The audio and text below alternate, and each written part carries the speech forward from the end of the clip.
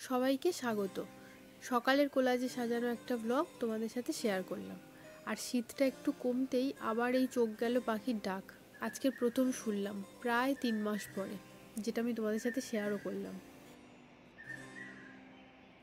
গরমকালে যেমন কলমি শাক খেতে ভালো লাগে, শীতকালে পালং শাক। যদিও এটা শীতের শেষ, কিন্তু তাও তোমাদের সাথে শেয়ার করলাম একটা শীতের শেষের পালং শাকের মজাদার রেসিপি। এখানে পালং শাকটাকে কেটে জলের মধ্যে ভিজিয়ে রেখেছি, কেননা পালং শাকটাতে প্রচণ্ড বালি। তো পালং শাকগুলোকে অনেকক্ষণ ভিজিয়ে রাখার পর এখানে ধুয়ে নিয়েছি, আর এখানে কেটে নিয়েছি সবজিগুলো।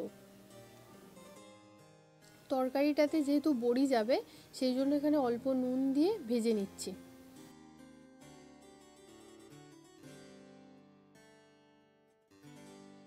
ওই একই তেলে কালো জিরে ফোড়ন দিয়ে সবজিগুলোকে ভেজে নিতে হবে। আর যেহেতু কিট্টুকে খাওয়ানো হবে এই শাকটা, সেই জন্য আমি অল্প করে ঝাল দেবো, মানে 2 পিস কাঁচা লঙ্কা দিয়েছি, এর বেশি আর দেবো না।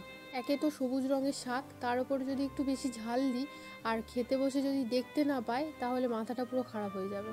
তো সবজিগুলো এখানে প্রায় ভাজা ভাজা হয়ে এসছে। এবারে হলুদ গুঁড়ো, লঙ্কা গুঁড়ো, জিরে গুঁড়ো, ধনে গুঁড়ো অ্যাড করলাম।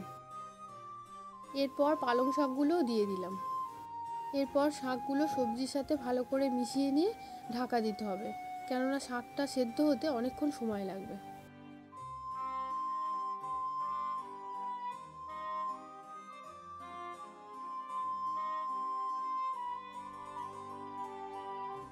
তো ভেজে রাখা বড়িগুলোকে বাটি দিয়ে গুঁড়ো করে রেখে দিয়েছি। রেসিপিটা খুবই সহজ এবং বেশি মশলাও লাগবে না, যেটা লাগবে একটু বেশি মিষ্টি লাগবে। যেহেতু পালং শাকটা একটু নুন নুন, সেই জন্য একটু বেশি মিষ্টি দিলে মানে খেতে ভালো লাগে। আর যেহেতু কিট্টু খাবে, সেই জন্য মিষ্টিটা আমি একটু বেশি দিয়েছিলাম। তো সবজিগুলো আধা সেদ্ধ হয়ে এসছে, এবার ভেজে রাখা বড়িগুলো দিয়ে দেব। এরপর নুন, চিনি আর একটু জল দিলাম।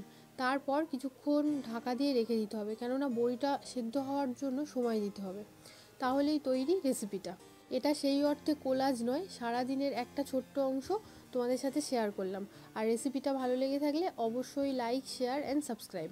দেখা হচ্ছে আগামী দিন নতুন একটা ব্লগে। টিল দেন তোমরা সবাই খুব ভালো থেকো।